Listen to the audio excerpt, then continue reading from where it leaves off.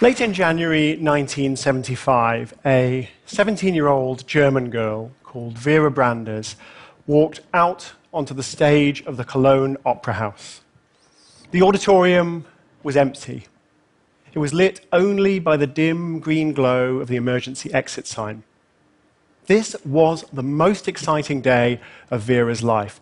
She was the youngest concert promoter in Germany, and she had persuaded the Cologne Opera House to host a late-night concert of jazz from the American musician Keith Jarrett. 1,400 people were coming, and in just a few hours, Jarrett would walk out on the same stage, he'd sit down at the piano, and without rehearsal or sheet music, he'd begin to play. But right now, Vera was introducing Keith to the piano in question, and it wasn't going well. So Jarrett looked at the instrument a little warily, played a few notes, walked around it, played a few more notes, muttered something to his producer, and the producer came over to Vera and said, "If you don't get a new piano, Keith can't play." There'd been a mistake. The opera house had provided the wrong instrument. This one had this harsh, tinny upper register because all the felt had worn away. The black notes were sticking, the white notes were out of tune, the pedals didn't work, and the piano itself was just too small. It wouldn't create the volume that would fill a large space, such as the Cologne Opera House. So Keith Jarrett left. He went and sat outside in his car, leaving Vera Branders to get on the phone to try to find a replacement piano. Now, she got a piano tuner, but she couldn't get a new piano. And so she went outside, and she stood there in the rain, talking to Keith Jarrett, begging him not to cancel the concert. And he looked out of his car at this bedraggled, rain-drenched German teenager, took pity on her, and said, "Never forget. Only for you." And so a few hours later, Jarrett did indeed step out onto the stage of the Opera House. He sat down at the unplayable piano and began.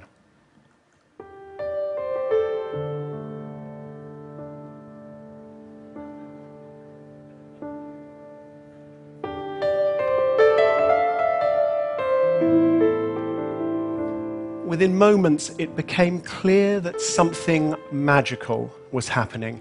Jarrett was avoiding those upper registers. He was sticking to the middle tones of the keyboard, which gave the piece a soothing, ambient quality.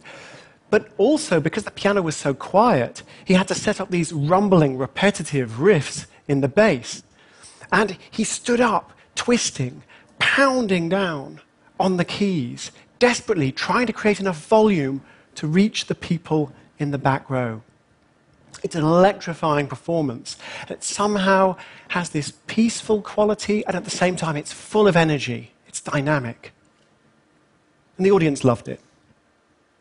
Audiences continue to love it because the recording of the Cologne concert is the best-selling piano album in history and the best-selling solo jazz album in history. Keith Jarrett had been handed a mess. He'd embraced that mess, and it soared. But let's think for a moment about Jarrett's initial instinct. He didn't want to play. Of course, I think any of us in any remotely similar situation would feel the same way. We'd have the same instinct. We don't want to be asked to do good work with bad tools. We don't want to have to overcome unnecessary hurdles. But Jarrett's instinct was wrong. Now, thank goodness he changed his mind. And I think our instinct is also wrong. I think we need to gain a bit more appreciation for the unexpected advantages of having to cope with a little mess. So let me give you some examples from cognitive psychology, from complexity science, from social psychology, and of course, rock and roll. So cognitive psychology first. We've actually known for a while that certain kinds of difficulty certain kinds of obstacle can actually improve our performance. For example, the psychologist Daniel Oppenheimer, a few years ago, teamed up with high school teachers, and he asked them to reformat the handouts that they were giving to some of their classes. So the regular handout would be formatted in something straightforward, such as Helvetica or Times New Roman. But half these classes were getting handouts that were formatted in something sort of intense, like Hattenschweiler, or something with a zesty bounce, like Comic Sans italicized. These are really ugly fonts, and they're difficult fonts to read.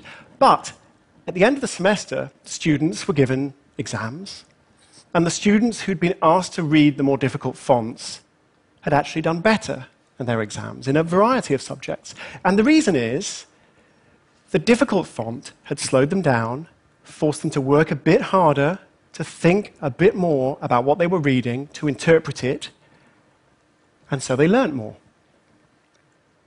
Another example. The psychologist Shelley Carson has been testing Harvard undergraduates for the quality of their attentional filters. What do I mean by that? What I mean is, imagine you're in a restaurant, you're having a conversation. There are all kinds of other conversations going on in the restaurant. You want to filter them out. You want to focus on what's important to you. Can you do that? If you can, you have good, strong attentional filters. But some people really struggle with that. Some of Carson's undergraduate subjects struggled with that. They had weak filters. They had porous filters, let a lot of external information in. And so what that meant is they were constantly being interrupted by the sights and the sounds of the world around them. If there was a television on while they were doing their essays, they couldn't screen it out.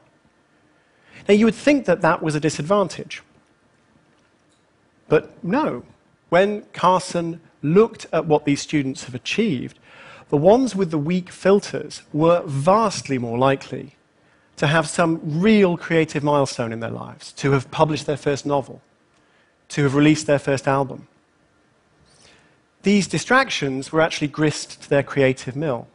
They were able to think outside the box because their box was full of holes.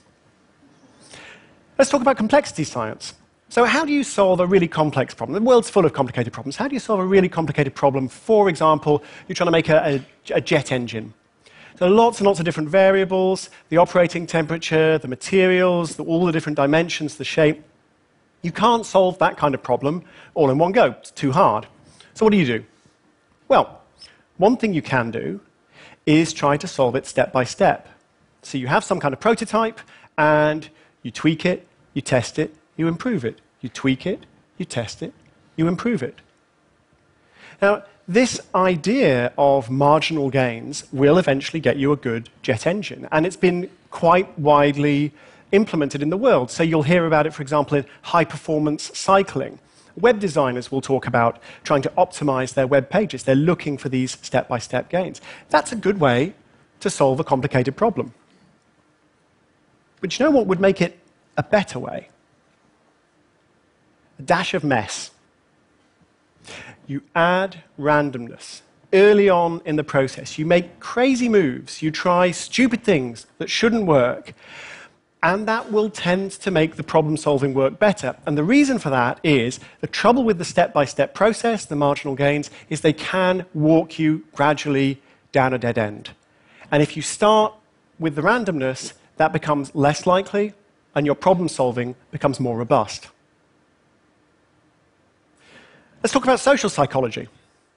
So the psychologist Catherine Phillips, with some colleagues, recently gave murder mystery problems to some students. And these students were collected in groups of 4, and they were given dossiers with information about a crime, and alibis and evidence, witness statements, and 3 suspects. And the groups of 4 students were asked to figure out who did it, who committed the crime. And there were 2 treatments in this experiment. So in some cases, these were 4 friends. They all knew each other well. In other cases, 3 friends and a stranger. Now you can see where I'm going with this. Obviously, I'm going to say that the groups with the stranger solved the problem more effectively, which is true, they did. Actually, they solved the problem quite a lot more effectively. So the groups of 4 friends, They only had a 50-50 chance of getting the answer right, which is actually not that great. There's multiple choice, the three answers. 50-50 is not good. The three friends and the stranger, even though the stranger didn't have any extra information, even though it was just a case of how that changed the conversation to accommodate that awkwardness, the three friends and the stranger, they had a 75% chance of finding the right answer. That's quite a big leap in performance. But I think what's really interesting is not just that the three friends and the stranger did a better job, but how they felt about it. So when Catherine Phillips interviewed the groups of four friends, they had a nice time. They also thought they'd done a good job. They were complacent. When she spoke to the three friends and the stranger, they had not had a nice time. It's actually rather difficult, it's rather awkward, and they were full of doubt. They didn't think they'd done a good job, even though they had. And I think that really exemplifies the challenge that we're dealing with here. Because, yeah, the ugly font, the awkward stranger, the random move, these disruptions help us solve problems. They help us become more creative. But we don't feel that they're helping us. We feel that they're getting in the way. And so we resist. And that's why the last example is really important. So I want to talk about somebody from the background of the world of rock and roll. And you may know him. He's actually a TEDster. His name is Brian Eno. He is an ambient composer, rather brilliant. He's also a kind of catalyst behind some of the great rock and roll albums of the last 40 years. So he's worked with David Bowie on Heroes. He worked with U2 on Achtung Baby and the Joshua Tree. He's worked with Devo. He's worked with Coldplay. He's worked with everybody. And what does he do to make these great rock bands better? Well, he makes a mess. He disrupts their creative processes. It's his role to be the awkward stranger. It's his role to tell them that they have to play the unplayable piano. And one of the ways in which he creates this disruption is through this remarkable deck of cards. I have my signed copy here. Thank you, Brian. They're called the oblique strategies. He developed them with a friend of his. And when they're stuck in the studio, Brian Eno will reach for one of the cards. He'll draw one at random, and he'll make the band follow the instructions on the card. So this one, change instrument roles. Yeah, everyone swap instruments. Drummer on the piano. Brilliant, brilliant idea. Look closely at the most embarrassing details. Amplify them. Make a sudden, destructive, unpredictable action. Incorporate. These cards are disruptive.